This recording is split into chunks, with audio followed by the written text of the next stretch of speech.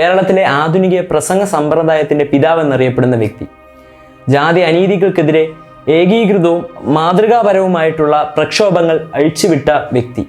സമാന മനസ്കരോടൊപ്പം ചേർന്ന് സഹോദര സംഘം എന്നുള്ള പ്രസ്ഥാനം രൂപീകരിച്ച് അങ്ങനെ കെ അയ്യപ്പൻ സഹോദരൻ അയ്യപ്പനായി മാറി.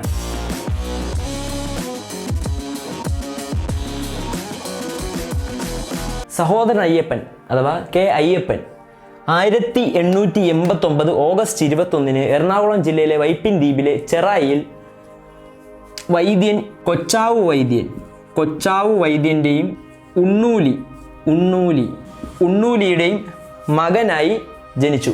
അതായത് 1889 ഓഗസ്റ്റ് 21 ചെറായിൽ, എറണാകുളം ജില്ലയിലെ ചെറായിൽ കൊച്ചാവു വൈദ്യൻ്റെയും ഉണ്ണൂലിയുടെയും മകനായി ജനിച്ചു. ഭാര്യയുടെ പേര് പാർവതി എന്നാണ്.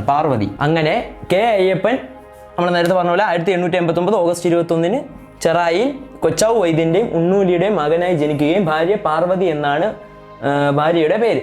അങ്ങനെ കൊച്ചാവു വൈദ്യൻ്റെയും ഉണ്ണൂലിയുടെ മകനായി ജനിച്ചെങ്കിലും ആ ചെറുപ്പകാലത്തിൽ തന്നെ നമ്മുടെ അയ്യപ്പൻ്റെ അച്ഛൻ പിതാവ് കൊച്ചാവു വൈദ്യൻ മരണപ്പെടുകയും പിന്നീട് മൂത്ത മകനായിട്ടുള്ള വൈദ്യൻ്റെ ശിക്ഷണത്തിലാണ് അയ്യപ്പൻ വളർന്നതും പിന്നീട് കോഴിക്കോടും മദ്രാസിൽ നിന്നുമൊക്കെ വിദ്യാഭ്യാസം പൂർത്തീകരിക്കുകയും ചെയ്തു. എന്നാൽ മദ്രാസിലേക്ക് വിദ്യാഭ്യാസത്തിനായിട്ട് പോയിട്ടുണ്ടായിരുന്നെങ്കിലും ആരോഗ്യകരമായിട്ടുള്ള കാരണങ്ങൾ കാരണം പിന്നീട് പൂർത്തിയാക്കാതെ തിരിച്ചു വരികയും പിന്നീട് നമ്മുടെ എറണാകുളം മഹാരാജാസ് കോളേജിൽ ആണ് BA പഠനം പൂർത്തീകരിക്കുന്നത്. അതിനുശേഷം വളരെയധികം നമ്മുടെ ജാതി അനീതികൾക്കെതിരെയൊക്കെ വളരെയധികമുള്ള നേരത്തെ പറഞ്ഞതുപോലെ മാതൃകാപരവും യുക്തിപരവുമായിട്ടുള്ള പ്രക്ഷോഭങ്ങൾക്ക് നേതൃത്വം കൊടുത്ത ഒരു വ്യക്തിയാണ് സഹോദരൻ അയ്യപ്പൻ എന്ന് പറയുന്നത്. കേരളത്തിൽ നവോത്ഥാനത്തിൽ ജാതി നശീകരണത്തിൻ്റെ പങ്ക് വളരെയധികം ഉച്ചത്തിൽ ഏറ്റുപറഞ്ഞ ഒരു വ്യക്തിയാണ് സഹോദരൻ അയ്യപ്പൻ. അതിൻ്റെയൊക്കെ അങ്ങനെയുള്ള പ്രവർത്തനങ്ങളുടെയൊക്കെ ആദ്യഘട്ടമായിട്ട് നമുക്ക് കണക്കാക്കാവുന്ന ഒരു കാര്യമാണ് 1917 നടന്ന ഒരു സംഭവം. 1917 ജാതി നശീകരണത്തിനെതിരെ അല്ലെങ്കിൽ ജാതി നശീകരണം എന്നുള്ള ഒരു ലക്ഷ്യം മുന്നിൽ കണ്ട് പുലയ സമൂഹത്തിലെ കുറച്ച് ആൾക്കാരെയും ഈഴവ സമൂഹത്തിലെ കുറച്ച് അംഗങ്ങളെയും കൂട്ടി ഒരു മിശ്ര ഭോജനം 1917 മിശ്ര ഭോജനം നമ്മുടെ കെ അയ്യപ്പൻ സംഘടിപ്പിക്കുകയുണ്ടായി.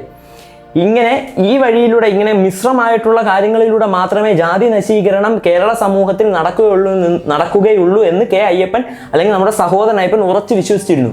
അതുകൊണ്ട് തന്നെ മിശ്രഭോജനവും മിശ്ര വിവാഹവും വേണ്ടത്ര നമ്മൾ പ്രോത്സാഹിപ്പിക്കണമെന്നും അതിന് വേണ്ട രീതിയിലുള്ള എല്ലാവിധ കാര്യങ്ങളും നമ്മൾ ചെയ്യണമെന്നും സഹോദരൻ അയ്യപ്പൻ അന്ന് തൊട്ടേ സഹോദരന്റെ ലേഖനങ്ങളിലൂടെയും സഹോദരന്റെ പ്രസ്ഥാനത്തിലൂടെയും സഹോദര സംഘം എന്ന പ്രസ്ഥാനത്തിലൂടെയും പ്രസിദ്ധീകരണത്തിലൂടെ എല്ലാം സഹോദരൻ അയ്യപ്പൻ പങ്കുവച്ചിരുന്നു. ഇങ്ങനെ മിശ്രഭോജനം 1917 നടത്തിയ ആ മിശ്രഭോജനം വളരെ ഇമ്പോർട്ടൻ്റ് ആയിട്ടുള്ള ഒരു പങ്ക് ശരിക്കും പറഞ്ഞാൽ നമ്മുടെ കേരള നവോത്ഥാനത്തിലുണ്ട്. അങ്ങനെ മിശ്രഭോജനത്തിനൊക്കെ ശേഷമാണ് 1917 സഹോദരൻ അയ്യപ്പൻ അല്ലെങ്കിൽ നമ്മുടെ കെ അയ്യപ്പൻ സഹോദര സംഘം എന്ന് പറയുന്ന പ്രസ്ഥാനം ഇന്നത് 1917.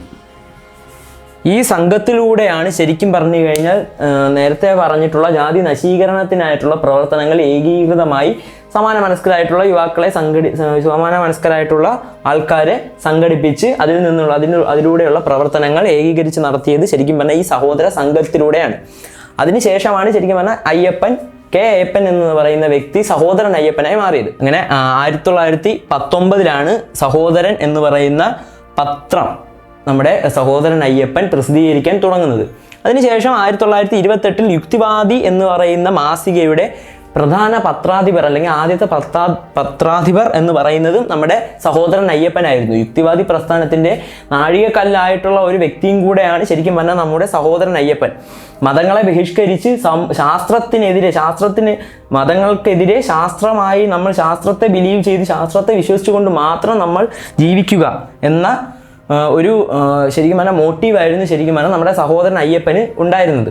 അതുകൊണ്ട് തന്നെയാണ് ശ്രീനാരായണ ഗുരു ആത്മോപദേശ ദശകം എന്നുള്ള പുസ്തകം എഴുതിയതിൻ്റെ ഒരു മറുപടി എന്ന രീതിയിലൊക്കെ നമ്മുടെ കെ അയ്യപ്പൻ അല്ലെങ്കിൽ സഹോദരൻ അയ്യപ്പൻ ശാസ്ത്രദശകം എന്ന് പറയുന്ന ഒരു പുസ്തകം എഴുതുന്നതിന് കാരണം ശ്രീനാരായണ ഗുരു പറഞ്ഞിട്ടുണ്ട്. നമ്മൾ നേരത്തെ വീഡിയോയിൽ ഡിസ്കസ് ചെയ്ത പോലെ ഒരു ജാതി ഒരു മതം ഒരു ദൈവം മനുഷ്യൻ എന്ന് പറഞ്ഞപ്പോൾ നമ്മുടെ യുക്തിവാദിയായിട്ടുള്ള അല്ലെങ്കിൽ നമ്മുടെ സഹോദരൻ അയ്യപ്പൻ അതിന് മറുപടി അല്ലെങ്കിൽ അത് ശരിക്കും പറഞ്ഞാൽ അതിനെതിരെ പറഞ്ഞതെന്ന് വെച്ച് കഴിഞ്ഞാൽ ജാതി വേണ്ട, മതം വേണ്ട, ദൈവം വേണ്ട, മനുഷ്യന് ധർമ്മം മാത്രം മതി എന്നുള്ള ഒരു ആശയമായിരുന്നു നമ്മുടെ സഹോദരൻ അയ്യപ്പന്.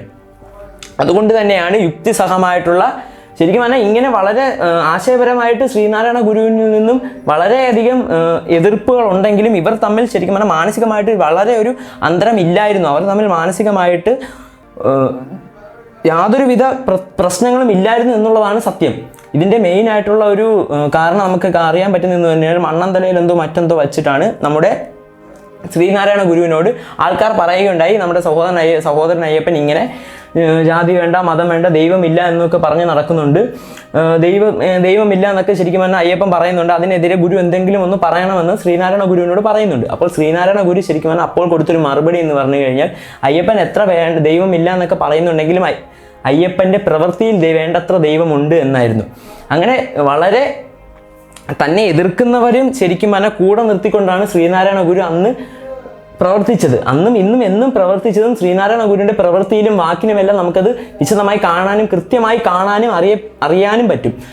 അതുപോലെ തന്നെ ശ്രീനാരായണ ഗുരുവിന് ഉൾപ്പെടെ എല്ലാവർക്കും അത് കൃത്യമായിട്ട് അറിയാമായിരുന്നു. കേരള നവോത്ഥാനം എന്നത് ഏകമായിട്ടുള്ള ഒരു ധാര അല്ലെങ്കിൽ ഏകമായിട്ടുള്ള ഒരു വഴിയിലൂടെ നടക്കുന്ന ഒരു സംഭവമല്ലെന്നും അതിന് പല ധാരകളുണ്ടെന്നും അതൊരു സ്പെക്ട്രമാണെന്നും അതിൽ പല രീതിയിലൂടെ നവോത്ഥാനം, ജാതി നശീകരണം, മതനവീകരണം എന്നുള്ള 2-3 കാര്യങ്ങളിലൂടെ മാത്രമല്ല, അതിൽ യുക്തിപരമായിട്ടുള്ള കാര്യത്തിലൂടെയും ഒരു നവോത്ഥാനം കേരളത്തിൽ ഉണ്ടാകുമെന്നും കൃത്യമായി വിശ്വസിച്ച ഒരു വ്യക്തിയാണ് ശരിക്കും പറഞ്ഞാൽ നമ്മുടെ ശ്രീനാരായണ ഗുരു. ഈ യുക്തിവാദി മാസിക പ്രസിദ്ധീകരിച്ച അതേ വർഷം തന്നെയാണ് നമ്മുടെ സഹോദരൻ അയ്യപ്പൻ കൊച്ചിൻ ലെജിസ്ലേറ്റീവ് കൗൺസിലിലേക്ക് അംഗമാകുന്നത്.